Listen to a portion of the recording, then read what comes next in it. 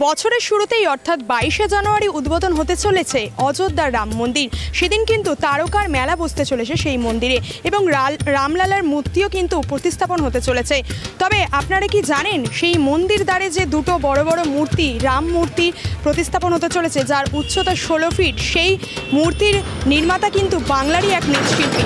হ্যাঁ, উত্তর চব্বিশ পরগনা জেলার দত্তপুকুরের মৃৎশিল্পী মোহাম্মদ জামাল উদ্দিনের হাতেই কিন্তু তৈরি সেই 16 ফুট উচ্চতার দুটি বড় বড় রাম মূর্তি। আসুন সেই চিত্রই আপনাদের সামনে তুলে ধরবো এবং সরাসরি মৃৎশিল্পীর সঙ্গে কথা বলে নেব আমরা।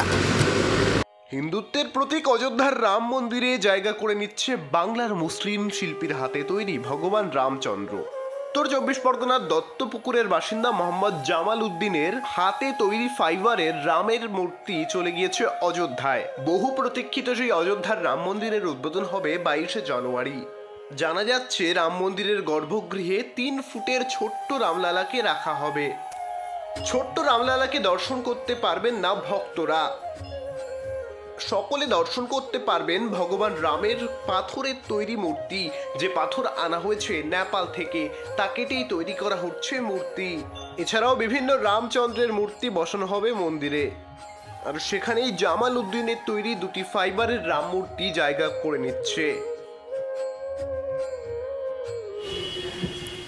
এই মুহূর্তে আমি সরাসরি পেয়ে গেছি অযোধ্যার রাম মন্দিরে যেই মূর্তি বসতে চলেছে, অর্থাৎ 16 ফিট উচ্চতা, সেই মূর্তি কিন্তু এই বঙ্গ শিল্পীর হাতেই তৈরি। নাম হচ্ছে মোহাম্মদ জামাল উদ্দিন, তার সাথে আমি সরাসরি কথা বলে নেব।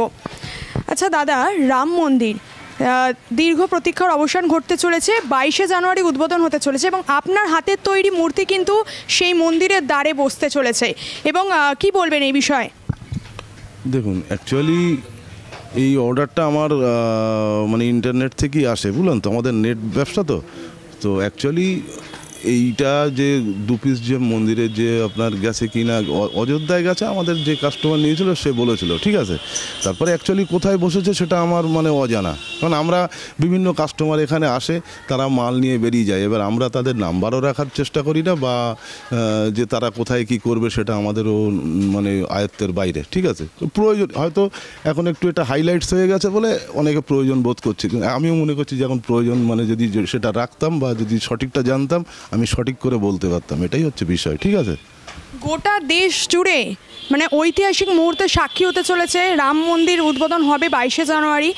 সেদিন আপনার মূর্তি সবার চোখে চোখে পড়বে এবং ওখানে অনেক তারকা উপস্থিত থাকবেন। কেমন লাগছে?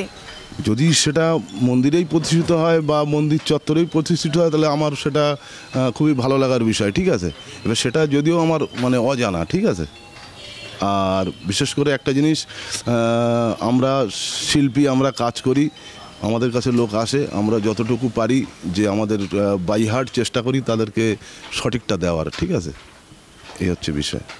দত্তপুকুরের বুকে আপনার এখানে এত সুন্দর সুন্দর মূর্তি তৈরি হচ্ছে এবং রাম মন্দিরে যাচ্ছে আপনার মূর্তি, সেখান থেকে দেখতে গেলে লোকের থেকে কীরকম সাড়া পাচ্ছে?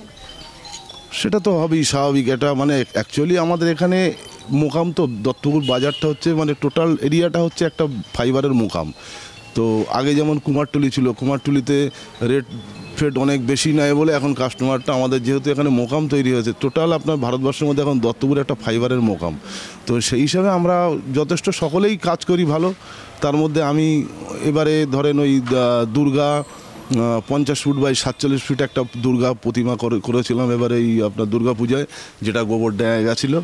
ওখানে মিলন সংঘ বলে একটা ক্লাবে কাজ হয়েছে। আর রিসেন্ট যেটা আপনার হচ্ছে কেষ্টপুর অশ্বনীনগর, ওখানে আপনার তাপস চ্যাটার্জি যে পুজোটা করেন, MLA তাপস চ্যাটার্জি, তো ওনার ওখানে আপনার 51 ফুটে একটা জগদ্ধাত্রী ঠাকুর আমি দিয়েছিলাম। তো এইভাবে আমাদের লোকাল কাজ আছে মোটামুটি। আচ্ছা, 16 ফুট রাম মূর্তি উপকরণ কি কি লেগেছে তৈরিতে? এগুলো অ্যাকচুয়ালি আমাদের তো গ্লাস ফাইবার, FRPF যেটা বলে ইংলিশে। তো আমাদের গ্লাস ফাইবারে ধরেন লাগে ম্যাট লাগে, রেজিন লাগে, ক্যাথলিস লাগে, অ্যাক্সিলেটার লাগে, তারপরে পাউডার, আপনার চক পাউডার লাগে, বিভিন্ন রকম উপকরণ দিয়ে আমাদের এইগুলো হয় আর কি, ঠিক আছে। এটা লাইফ টাইম চলে, মানে রোদ বৃষ্টি বাইরে পড়ে থাকলেও কোনো অসুবিধা নেই, যদি মেনটেনেন্স থাকে তাহলে লাইফ টাইম চলে এগুলো। আচ্ছা, হঠাৎ করে এই মূর্তি তৈরির বরাত কিভাবে পেলেন আপনি? ওই যেটা আগেই বললাম যে আমাদের নেট ব্যবসা, যেটা আমাদের ইন্ডিয়া মার্ট বা জেডি মার্ট আমাদের হচ্ছে রেজিস্টার্ড আছে, সেখান থেকেই কাস্টমার এসেছিলেন। তো তারাই অর্ডারটা দিয়েছিলেন আর কি। ওটা আমি সঠিক করে বলতে পারবো না, যেটা বলতে পারবো না সেটা আমি হলপ করে ওইভাবে বলতে পারবো না, ঠিক আছে। ওরা বলেছিল যে অযোধ্যা চত্বরে যাবে এটা, এবার ওরা এবার তখন তো সেটা তো 1 বছর আগে একটা দিয়েছি আর 6-8 মাস আগে একটা দিয়েছি। তো এখন মানে যেহেতু দৈনিক পেপারে ওখানে একটা হিন্দি পেপারে মানে এইটা হাইলাইটস হওয়ার পরেই মোটামুটি জানা জানি, আমারও অজানা ছিল সেটাই আর কি। একদম একদম। আচ্ছা, এই মূর্তি নির্মাণে কত টাকা বরাদ্দ পেয়েছেন? এটা আপনার 2,80,000 প্রথমটা ছিল, তারপরে 2.5 লাখ টাকা, ঠিক আছে। ঈশ্বর ওয়াল্লা তেরে নাম সবকো সম্মতি দে ভগবান। শিল্পীর কোনো জাত ও ধর্ম হয় না। শিল্পী যা কাজের মাধ্যমে তার জাত এবং ধর্মের উপাসনা করে এবং তারই ফলস্বরূপ অযোধ্যার রাম মন্দিরে কিন্তু তারই মূর্তি জায়গা পেয়েছে। ক্যামেরায় সৈকত ব্যানার্জির সঙ্গে বৈশাখী দাস, রাষ্ট্রীয় টিভি বাংলা।